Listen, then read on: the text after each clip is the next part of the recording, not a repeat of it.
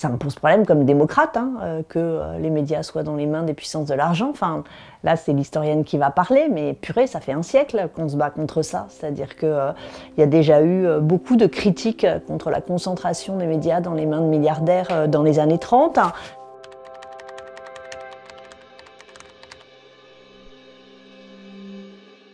Flippant.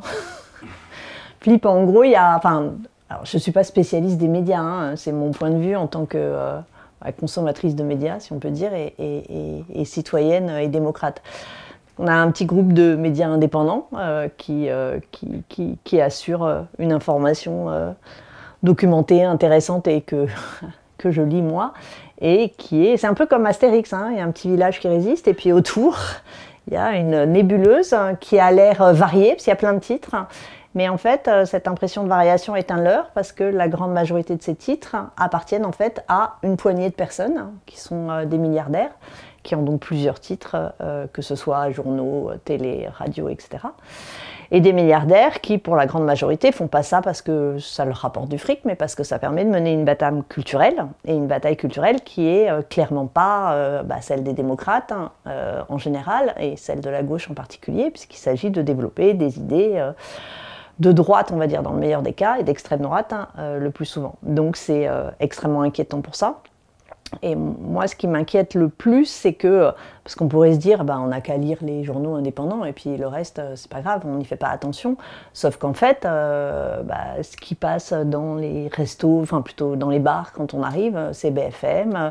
Les unes sur les kiosques ou qui sont bien présentées dans les maisons de la presse, c'est plutôt cette presse de milliardaires de droite et d'extrême droite.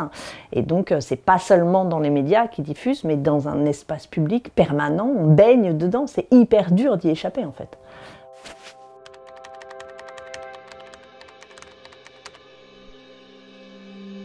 Je regarde pas la télé, donc je suis pas un bon public. Je regarde en fait quand des gens la commentent et que je vais regarder, ce qui est peut-être un biais, même si en même temps, rien que le fait que ça existe pose problème. Ce qui me choque, c'est l'extrême droitisation en fait, du discours. Pendant longtemps, on a cru que c'était limité à CNews. Et en fait, on se rend compte, et ça a été très documenté par Acrimed, par Samuel Gontier ou par d'autres, que cette extrême droitisation des discours, elle se retrouve partout. Parce que comme il y a une recherche au buzz, aux capsules qui sont ensuite retransmises sur les réseaux sociaux, etc. Au bout du compte, ils reprennent les mêmes idées. Et c'est CNews qui finit par dicter l'agenda médiatique des autres chaînes télé. On l'a vu très récemment avec l'histoire de l'abaya, c'est-à-dire qu'on a eu, on continue à avoir des jours et des jours et des jours sur l'abaya. À côté de ça, on ne parle pas des véritables problèmes de l'école, du lycée, le manque de profs, le manque de moyens, les établissements là, qui sont dans une canicule pas possible. Qu'est-ce qu'on a à foutre de comment ils s'habillent à partir du moment où ils crèvent de chaud, quoi. Même le service public finit par être gagné par ça parce que faut rester dans la course, faut pas se laisser dépasser par les autres. Il faudrait quand même pas que les gens zappent de Antenne 2, enfin ça s'appelle plus Antenne 2 maintenant, de France 2 pour dire que je regarde pas la télé, de France 2 à CNews ou à BFM, et donc on n'a que ça.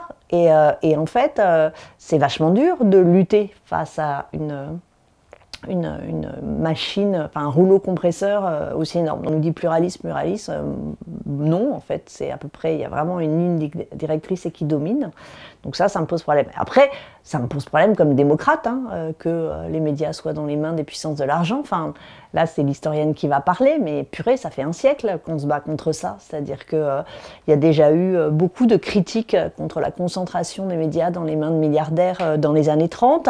On a cru que c'était enfin réglé dans le programme du CNR. Il est dit qu'il faut sortir les médias des puissances de l'argent. On a ça aussi dans un texte qui est peu connu, que j'aime bien, qui est le complément à la Déclaration des droits de l'homme de la Ligue des droits de l'homme de 1936, et qui est un super beau texte sur les droits de l'homme, et qui, dans les droits de l'homme qu'il faut réaffirmer et bien réécrire, il y a débarrasser les médias des puissances de l'argent. Donc c'était vraiment des questions à ce moment-là. On pense que c'est bon parce qu'il y a les ordonnances au sortir de la guerre et qui posent la possibilité d'échapper aux puissances de l'argent, et puis ça recommence direct. Et à chaque fois, les gouvernements successifs même font sauter les derniers verrous qui empêchaient cette prise en main des médias, cette concentration dans des mains de milliardaires. Donc ça m'inquiète beaucoup, ça me panique. Surtout que bon, là on parle des médias, mais on sait que c'est aussi les maisons d'édition, c'est les librairies maintenant. Or en fait, ce qui est en jeu, c'est la formation de l'opinion publique. Et ben voilà, on ne peut qu'être absolument paniqué par ce qui se passe, quoi.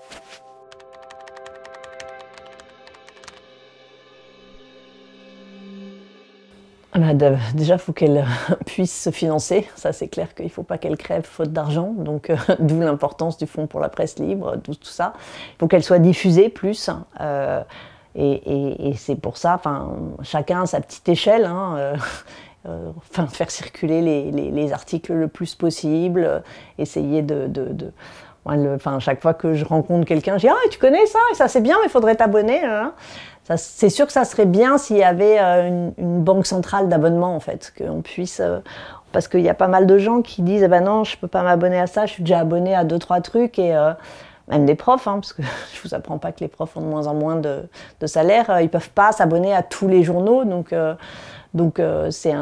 voilà, ça serait pas mal de trouver un moyen pour que ce soit plus facile, puisque BFM, on l'a gratos. Alors après, moi, je n'ai rien contre la presse d'opinion, à condition qu'elle s'affiche. C'est-à-dire que si CNews disait « CNews, une chaîne d'extrême droite », mais très bien, en fait, ça me poserait moins de problèmes. Parce que, ok, c'est clair que les gens sachent qu'ils regardent, voilà. Mais, et résultat, à côté, qu'il y ait des journaux de gauche, moi j'aime les choses claires. Donc je suis pas, évidemment, à partir du moment où on n'est pas dans le délit. Donc le gros problème de CNews, c'est que c'est une chaîne d'opinion, mais qu'elle récupère et qu'elle a le droit de se diffuser parce qu'elle se fait passer pour une chaîne d'information qu'elle n'est pas. Et là, il y a une responsabilité de l'État que de la laisser faire.